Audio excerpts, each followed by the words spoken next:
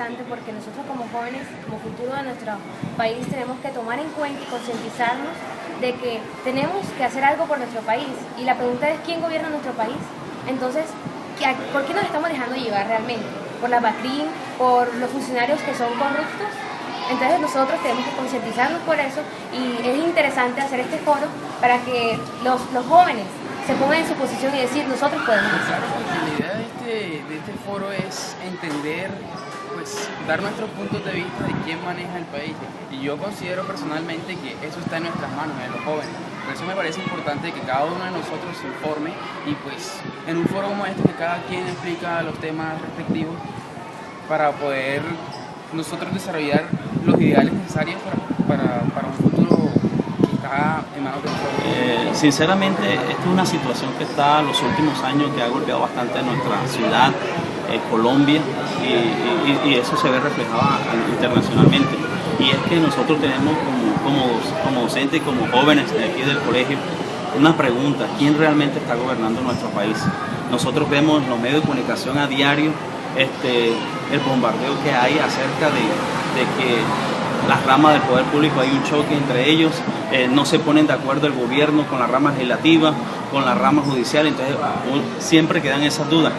Algo que a nosotros nos ha llamado bastante la atención es que el mercado, cuando suceden cosas a nivel aquí distrital, el mercado público, los comerciantes, si la BACRIM o estos grupos subversivos se pronuncian, hay un temor. Y entonces uno pregunta, ¿qué pasa con nuestras autoridades? ¿Qué está pasando con los funcionarios públicos, que son los que tienen que velar por la seguridad de nuestra ciudad? Entonces ellos no abren porque el gobierno no le brinda garantías. Y hemos visto que el policía y toda esta gente responsable de esto les dicen a ellos que abran y ellos no abren hasta que no se pronuncie. Entonces uno se pregunta, oye, ¿qué es lo que está pasando con nuestro país? ¿A dónde vamos a llegar? ¿Qué va a pasar dentro de unos años? Entonces, eso nos concierne como jóvenes acá, los estudiantes de los diferentes colegios de la ciudad de Santa Marta, para que ellos como futuros administradores de esta ciudad pensemos a ver qué vamos a hacer por nuestro país, qué vamos a hacer por nuestra ciudad. Entonces eso es lo que nosotros realmente queremos. Bueno, en esta actividad prácticamente lo que se va a desfigurar ante los alumnos es el poder que tienen las autoridades legalmente constituidas en Colombia. Sí, queremos una concientización de que realmente, por eso que hemos invitado al señor alcalde de la ciudad, al doctor Caicedo y a la concejala Ana María Muelle, secretaria de Educación, para que nos despeguen esas dudas. Los jóvenes, nosotros los docentes tenemos bastante dudas, entonces queremos, y qué más que ellos, especialistas en el tema, que puedan responder sobre la temática. Muy amable, gracias.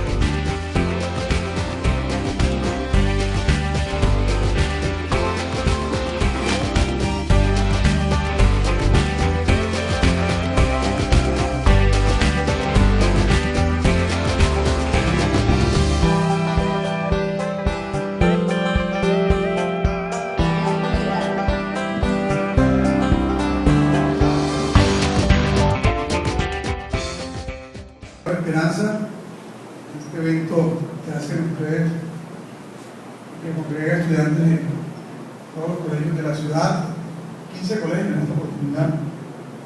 Un cordial saludo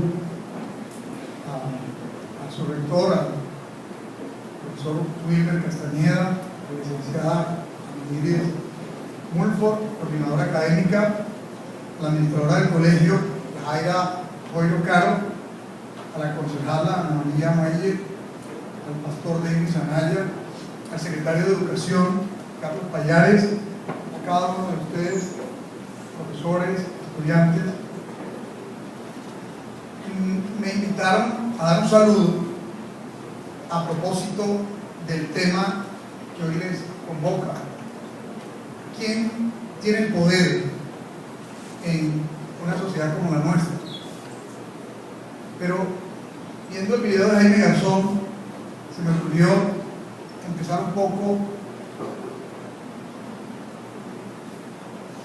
por mi propia historia de vida en torno a cómo he percibido el poder y a las motivaciones que he tenido en la vida precisamente para trabajar en función de un país más democrático, de un país más incluyente y más justo.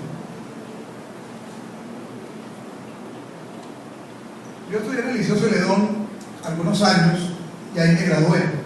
Antes había estudiado en otras instituciones. Ahí fui presidente del Consejo Estudiantil del Liceo Celedón. En ese tiempo lideramos las luchas estudiantiles, básicamente reclamando algunos derechos apenas elementales, que hubiera luz en el colegio, lo he acordado regularmente, que hubiera una tarifa diferencial en el transporte para que no fuera tan costoso trasladarnos de nuestra casa al colegio, y que hubiera algunas mejores condiciones en términos de los recursos educativos. Hoy veo con tristeza, y tengo que asumir como alcalde, la paradoja de rescatar el colegio por el que luchaba como estudiante. Ahora tendré que luchar como alcalde para que el colegio no se acabe. Cuando estudiaba había miles de estudiantes allí, ahora quedan apenas 600. Y el colegio cada vez, por supuesto, tiene menos desempeño académico.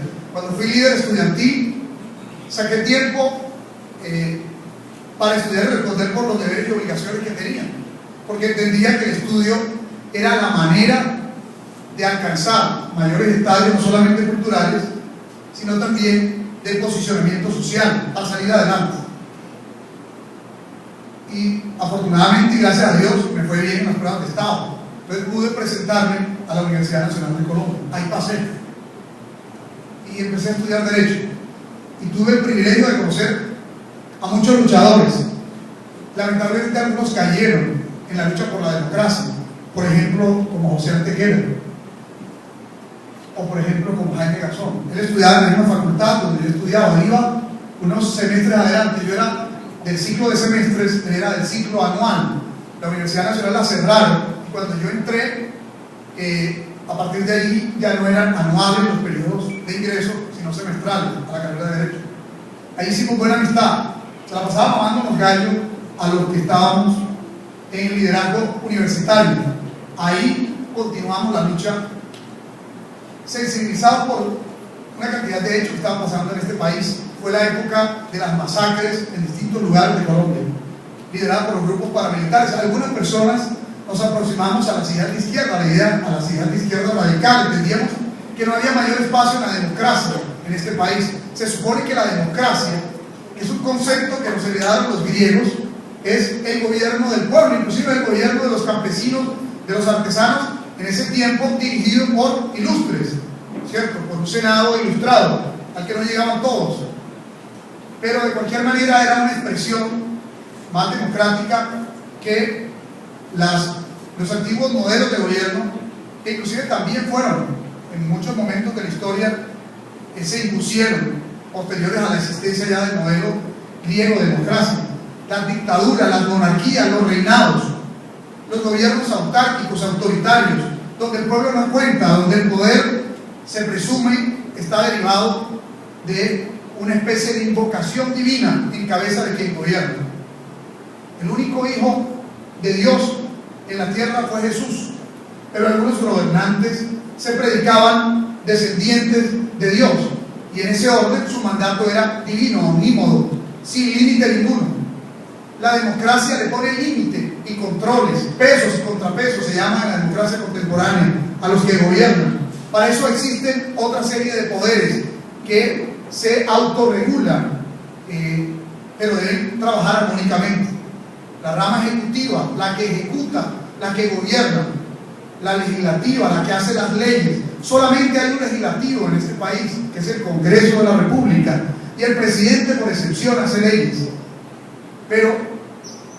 Y luego tenemos la rama judicial. Sin embargo, muchas veces, y tal vez es uno de los debates que ustedes abocarán, usted encuentra que una rama se adelanta o adentra en las competencias y campos de la otra. Y usted ve que, por ejemplo, por decisión de un juez se termina dando una orden que al final es prácticamente gobernar.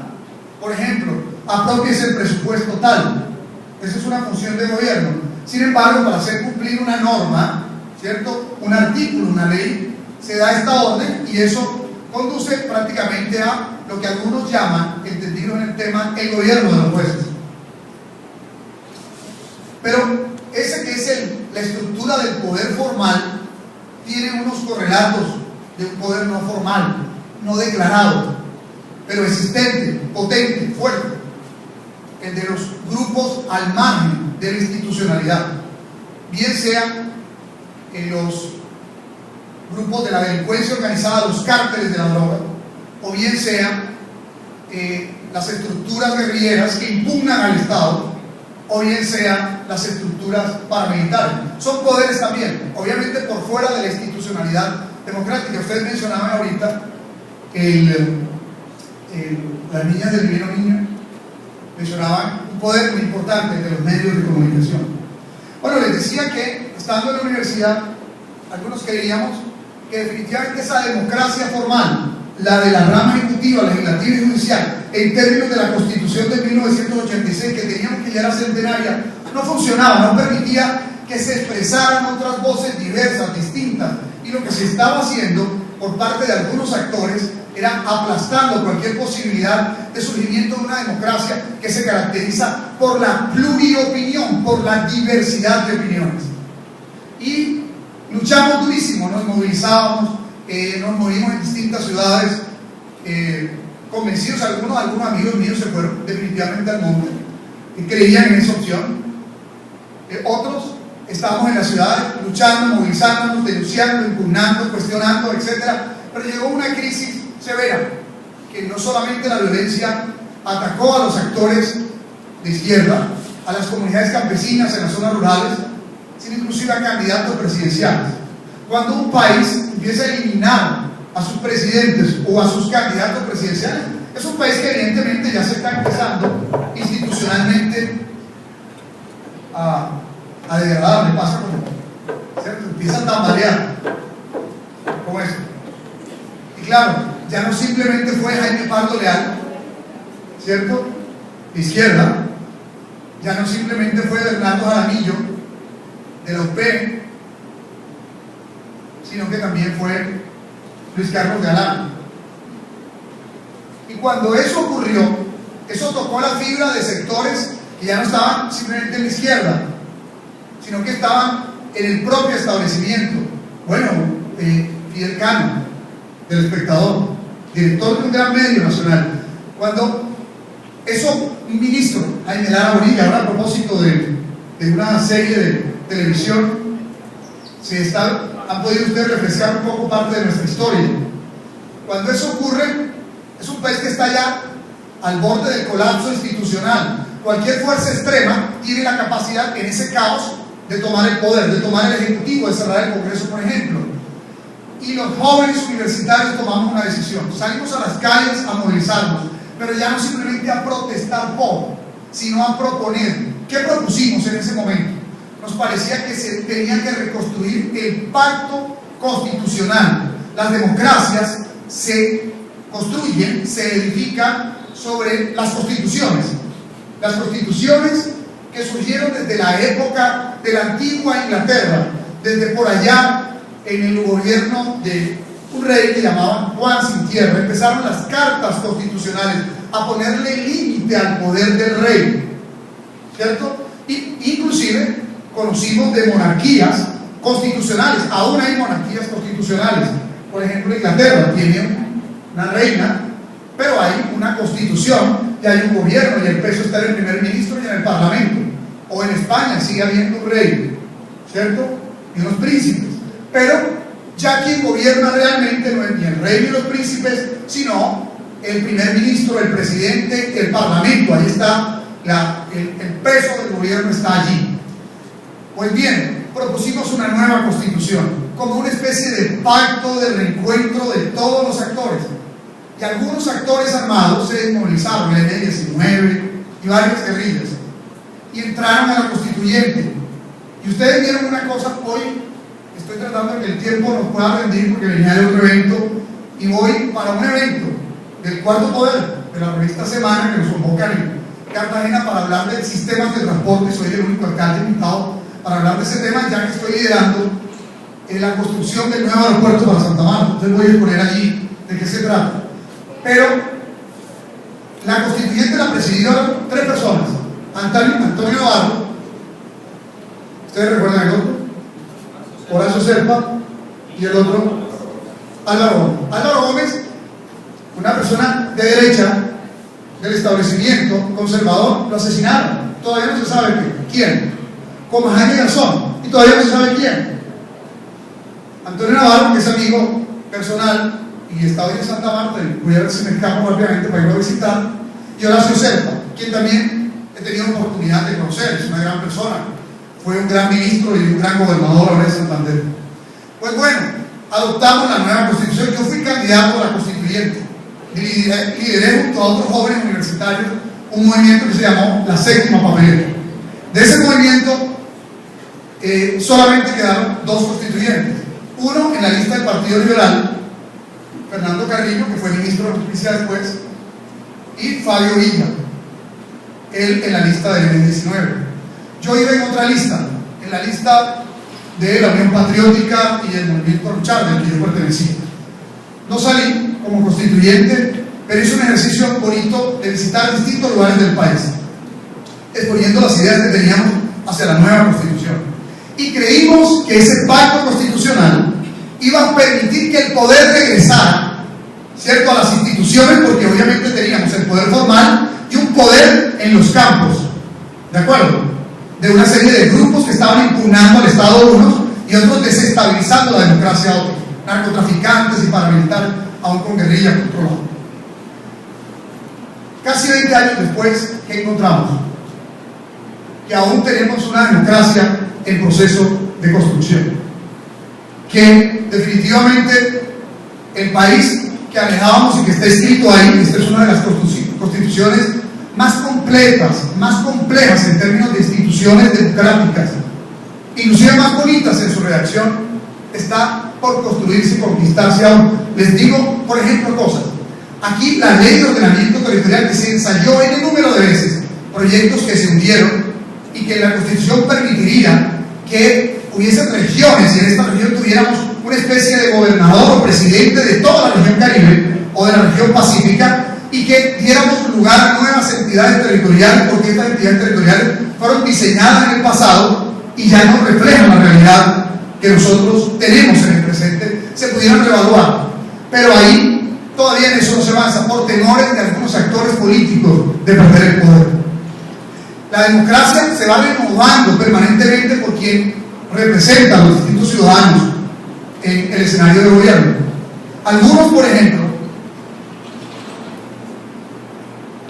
decidimos que si criticamos tan profundamente lo que estaba pasando, que si creemos que hay mucha corrupción en el país y en las ciudades nuestras, por ejemplo en Santa Marta, usted ve que con los recursos públicos en otras ciudades se pueden hacer mejores puestos y centros de salud y mejores colegios públicos, y aquí ¿por qué no?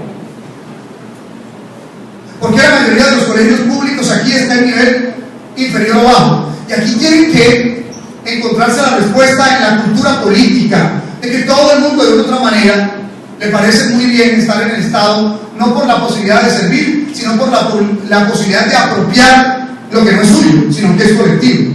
El saqueo de los recursos públicos ha sido una característica en nuestra entidad territorial. Aquí hay políticos que han vivido solamente de enriquecerse tomando dineros públicos. Y lo peor, la impunidad. Es decir, la actuación en eso de los jueces, dice uno, ¿dónde está?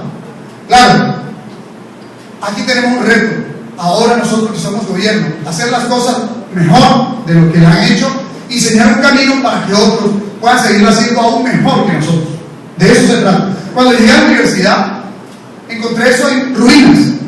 Ahí había un déficit de 30.000 millones. 30.000 en el año 96. Llegué bastante, joven para la medida de los rectores. Llegué a ser el rector más joven de este país. Y fui presidente de la Asociación Colombiana de Universidades. Pero tomé una decisión. Aquí yo no simplemente llegué a registrar en mi hoja de vida haber sido rector y otra serie de dignidades que ostentamos, sino a jugármela toda por ayudar a que esta universidad pública se recupere y se transforme. Había algunas carreras, pesca, agronomía, sistemas no tenían ni salas de informática, civil la habían creado sin código, es decir, los muchachos no se iban a poder graduar, y una serie de licenciaturas. El campus estaba en un estado deplorable, era realmente inclusive un potrero, no estaba ni siquiera encerrado. Y hablé con los estudiantes y les dije, si ustedes quieren que esta universidad cambie y se transforme, ustedes tienen que ser protagonistas de este cambio y de esta transformación. Y yo simplemente soy un actor para contribuir a liderar ese proceso con ustedes. Y me acompañaron miles de estudiantes en ese proceso. Todavía hoy me encuentro muchos ya profesionales que se sienten orgullosos de haber aportado en ese espacio a la transformación de este país. El poder ahí en manos de quién estaba, porque siempre estamos en esta discusión de manos de quién. Bueno, el poder ahí estaba en manos de algunos políticos que metían gente y recomendados de ellos sin importarle que se inflara la nómina, como ha pasado aquí en la ciudad. Ciertos políticos han llenado las nóminas públicas de recomendados, así no se necesita esa gente. Y obviamente se va quebrando el distrito porque no tiene cómo pagar. Y luego esos dineros que se gastan en gastos de funcionamiento, que se deberían gastar en inversión, pues simplemente no se hace. Y lo poco que hay de inversión, unos pocos se lo apropian. ¿De acuerdo? Entonces, ahí ocurría eso, ciertos políticos y también algunos sindicatos, porque desafortunadamente los sindicatos, que son instituciones valiosísimas para representar los intereses de los trabajadores, a veces pierden el norte y están pendientes de cómo negocio más para mí, hasta que llego y estrangulo la institución y ya no queda ni siquiera cómo pagarle a ellos mismos. El 97% del presupuesto en la universidad se iba en gastos de funcionamiento, en crear inversión. A veces me decían, alcalde, rector, duré los 3 primeros meses, cuando me auto llamaba, decía rector. Bueno, ya me metieron en el papel de alcalde. Me decían, ve rector, no hay guisa para el tablero, no hay papelería. Imagínense, si era una cosa, el saboteo era no hacer aseo, no hacían aseo, no se podía entrar a la oficina, los salones. Nos pusimos con los propios estudiantes a arreglar la universidad y le empezamos a pintar de colores, pues no teníamos cómo más. Como voy a hacer con varios barrios de Santa Marta, con la propia comunidad. Mientras unos critican, nosotros estamos trabajando. Y mientras allá algunos protestaban y criticaban, íbamos, hasta que el poder logramos que se ubicara en la estructura del gobierno universitario y del estudiantado, porque estaba realmente quien manejaba y tenía el poder en la universidad, eran algunos actores que poco trabajaban porque estaban por fuera generando, digámosle, dinámicas desde afuera, por la vía política. Bueno, se avanzó en el proceso de recuperación con el respaldo de algunos gobernantes de aquel entonces, del gobierno nacional, de la propia comunidad universitaria. Y avanzamos, mire, fue un proceso extraordinario. Dejamos un superávit en la universidad, una estampilla por 100.000 millones de pesos. Creamos medicina, enfermería, odontología, psicología, electrónica, derecho, antropología, cine, todas las carreras que hoy quieren estudiar. Muchos jóvenes de la costa caribe las creamos ahí. ¿Con quién iba yo a hacer la promoción de los programas de la universidad? Con los propios estudiantes. Se iban para Cartagena, para Cincelejo, para Montería, para Colosal, a cambio de nada. Se les daba el transporte y iban. Amaban tanto su universidad que ni siquiera ellos estudiaban esa carrera, porque era ir a promover medicina y algunos eran simplemente de civil. querían que la gente llegara a la universidad. Hoy se quedan miles de estudiantes sin poder entrar a la universidad porque son muchos los que quieren estudiar en la de Magdalena. Hicimos ese campus hermoso para dignificar a la gente. Me decían algunos gobernantes políticos, ¿cómo que con aire acondicionado? Sí, para que no estemos con calor y podamos estudiar hasta las 12 del día, ¿cierto? En las aulas de clase. Y bueno, ese fue un proceso extraordinario. Y claro, cuando el poder ya estaba ahí en manos de la propia universidad, la autonomía universitaria, la comunidad universitaria, no la serie de actores externos o gremiales, ahí nuevamente viene una tensión con el poder. En el departamento de Magdalena, algunos actores políticos se ligaron a grupos de extrema derecha para gobernar, hacer valer su poder, ¿cierto? Fue la época de gobernantes ligados a los paramilitares. Bueno, ya ustedes saben la historia de varios de ellos, fueron judicializados y demás. Yo sufrí una situación también de persecución de algunos de esos actores políticos. Casi 5 años de mi vida la empeñé en defenderme en estrado judicial para demostrar mi inocencia. Increíble. Hicieron un montaje utilizando para ello el poder ejecutivo del departamento de un gobernador condenado por paramilitarismo posteriormente, unos jueces, y me condenaron, siendo inocente, a 8 años de prisión y a pagar presuntos 300 y pico millones de pesos pagados de más, o 700 y pico millones de pesos pagados de más a una cesantía de profesores del sindicato. ¿Qué paradoja? Bueno, eso era un despropósito. Básicamente se trataba de sacarnos de la universidad, pues había temor que ya el proceso era tan fuerte en la universidad que ese poder universitario, ese poder del conocimiento que habíamos logrado, desbordara al distrito y al departamento.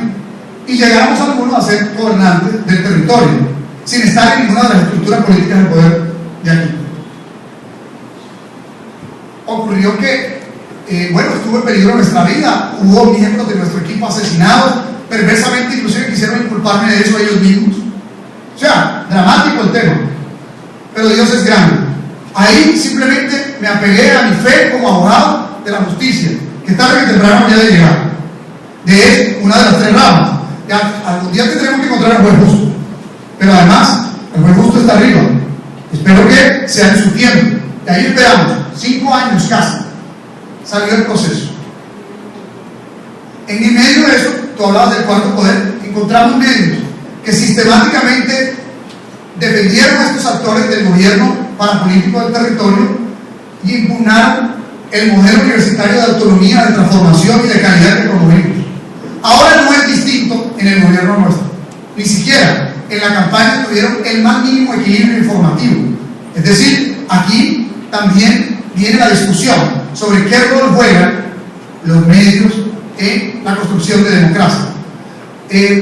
Yo voy a eventos donde simplemente el medio de comunicación que no menciono, creo que no viene ni al caso, corta mi foto.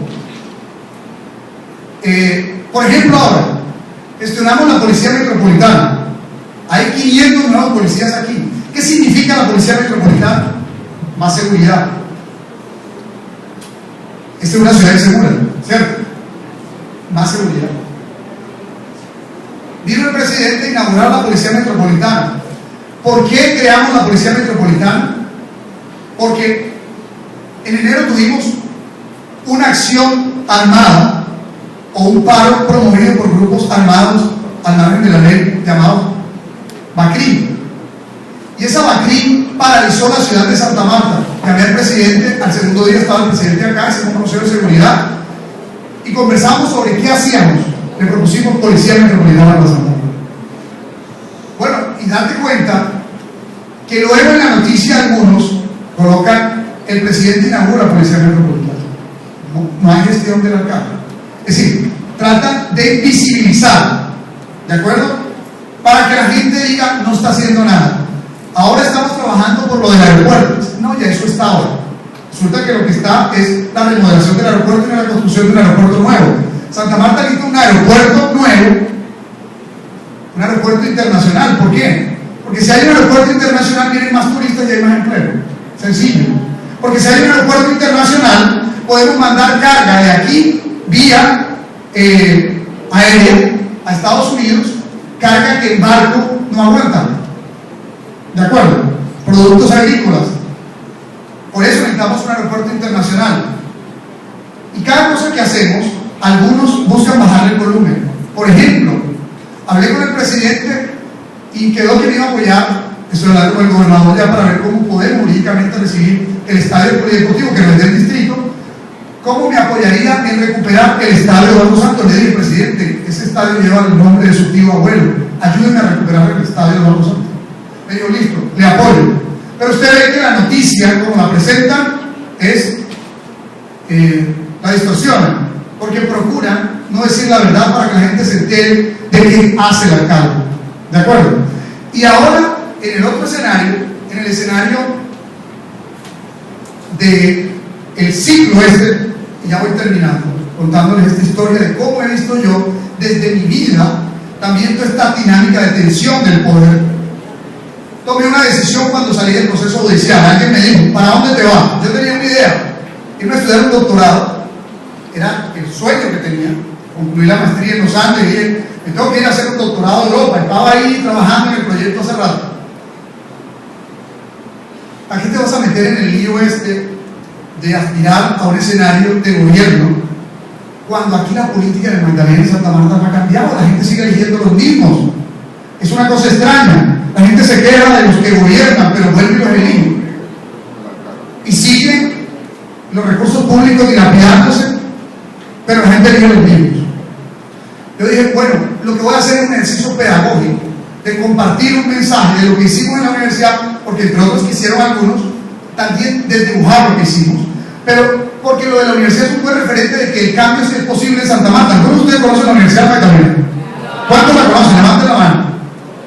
Ahora, ok, ¿cuántos de ustedes conocieron la Universidad de Magdalena como era antes? ¿La vieron porque hacían fotos? Y vieron el contraste de una cosa y otra. Entonces, lo que queríamos es decir a la gente, mira, el cambio fue posible en Medellín y en Bogotá, pero la gente lo ve muy lejos. Pero aquí hubo una experiencia de campus, de cambio en 50 hectáreas. Cambió no solo la infraestructura, los programas, la calidad, sino sobre todo y lo más importante, cambió la gente. Cambió la gente. Y si eso fue posible ahí, mira, a mí cuando me sacaron de allá, fueron 20.000 personas, ríos de gente, movilizándose, rechazando esa injusticia que se cometía. Y duraron casi un año movilizándose. Bueno, la gente también se cansa y se frustra a ver cómo la justicia tarda y no llega. Al final llegó. Y claro, cuando llegó, estaba rodeado de miles de personas. Al final quedé con mi pequeño núcleo familiar. Y fui a una rueda de prensa y dije, voy a durar un mes pensando qué hacemos. Pero tomé una decisión. Uno tiene que estar donde tiene que estar. Y si uno tiene un compromiso con la democracia, es a fondo. Al final ha sido la historia de mi vida. Luchar por las causas en las que creo. Así eso arriesgue mi integridad jurídica, mi seguridad física, en la vida misma, la reputación, el nombre, que te lo cogen y te lo estrujan todo el tiempo. Le dicen a uno de todo y simplemente en eso no respondemos. La inspiración a veces es Jesús, puso la otra mejilla y no crean que a veces se indignan. En la campaña me decían de todo, sin embargo, tomé una decisión, no respondo a ataques. Andaba con un letrero que decía a cada ataque una propuesta. Y cada que me atacaban, yo mostraba el letrero y sacaba una propuesta. Propuestas que estoy tratando ahora de cumplir. Que no es sencillo porque encontré una ciudad endeudada en 180.000 millones de pesos. Y claro, el modelo que nosotros ensayamos no es ponernos de acuerdo con el Consejo para darle a los concejales, secretarías a cambio de respaldo político. Este no es el modelo mío. Y eso espero que lo entiendan los actores políticos que están relacionándose con el gobierno. La gente, ¿qué fue lo que votó? La gente votó una propuesta cansado del mismo modelo político. Sí, yo no pertenezco al mismo modelo. Entonces, no pueden tratar de asimilarme al mismo modelo del alcalde. ¿Cuántas secretarías nos dan para respaldarlo? ¿O qué puestos, o qué contratos, como ciertos actores me han planteado? Yo, digamos, les digo con todo respeto, respeto su modelo, pero respeten este, tiene 3 años y medio para materializarse. Entonces, tratemos de trabajar armónicamente. Y fíjense que, ¿qué votó la gente? Dijimos que íbamos a hacer un ejercicio pedagógico y ya arranqué sin dinero alguno. Dicen que usted, me dijo un periodista, ¿Usted con qué plata va a hacer la campaña? Si usted salió quebrado, como digo, sí, en efecto en un medio nacional dije que salí con deudas.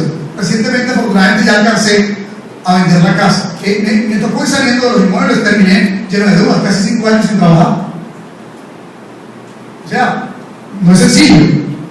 Pero no salí lleno de resentimiento, salí convencido de que hay que seguir trabajando por la democracia, para que el poder realmente, ¿sí?, llegue a quien tiene que llegar, pues a los ciudadanos. ¿El poder para qué?, decía Reyes Echandía, un expresidente designado. Pues básicamente mi lógica es: el poder es para contribuir a generar el desarrollo en la sociedad, hacerla más competitiva en un sentido y más justa y equitativa en otro. Competitiva para que los empresarios puedan crecer en sus empresas, generar más empleo, pagar más impuestos que sirven para reinvertir en la sociedad. Justa y equitativa con los más pobres, con los más desvalidos, con los que menos tienen, para trabajar por ellos, para que arriben a mayores estadios culturales, sociales, de inclusión, de dignidad. Y eso va generando cohesión en una sociedad que es diversa, pero que tiene que, vía el paradigma de la democracia, salir adelante cohesionada. Bueno, caminamos las calles, íbamos repartiendo una propuesta y contábamos lo que hacíamos en el pasado de la universidad y lo que teníamos para proponer en la ciudad.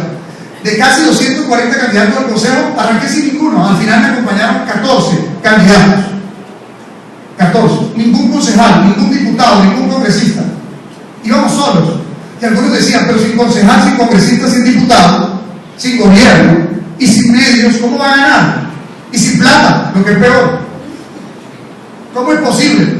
Bueno, si Dios quiere, será. Si no, no pasa nada. Porque al final, ¿cuánto me estoy gastando? 5 meses hablando con la gente, compartiendo unas ideas, simplemente haciendo un poco lo que hacía Garzón, que lo hacía con, obviamente, con un apasionante e increíble humor que tenía, que nos extasiábamos en escucharlo. Los que teníamos aún diferencias con él, o los que le simpatizábamos, y compartimos estas ideas en los barrios. Cuando salí el día de las elecciones, algunas personas me ayudaron con un transporte. Al final algunas personas fueron aportando para unas cuñas, etc. Y les quiero contar que vi mis buses, los buses que estaban transportando personas, donde estaba mi afiche ese que salía ahí en campaña, con la camisa roja. Arranqué recogiendo firmas con un grupo de estudiantes universitarios que me acompañan ahora algunos. Recogí firmas, y en medio de ese proceso de recolección de firmas, un partido se interesó en nuestra candidatura. Nos dijo: le queremos dar el aval a usted, no a los que están aspirando ahí localmente. Básicamente porque usted encarna esos ideales que queremos recuperar allá, en una tierra donde hubo tanto paramilitarismo para la política. Yo dije: bueno, yo simpaticé con los ideales de Gaitán y de Galán. Por él mismo lideramos el proceso de la constituyente. Vino su hijo a decir aquí una cosa que me pareció tan noble, que sacó lágrimas. Me dijo: las ideas que usted expresa se parecen a las del Pado. Nos inspiraban esos líderes nacionales. Aquí en pequeño queremos hacer un poco lo que ellos soñaban en lo nacional. Entonces, aceptamos ese aval, pero sin condicionamiento, sin entregar nada a cambio, salvo nuestras ideas y nuestro trabajo. El día de las elecciones decía que salí, fui a recoger a mi mamá a votar y veía una buseta allí vacía, esperando gente. Me dijo ella que salió temprano a la iglesia, dijo que esa buseta estaba vacía hace 2 horas. Salí a otro lado y pasó algo parecido. Llamé a algunos líderes y la gente lo está montándose en los carros.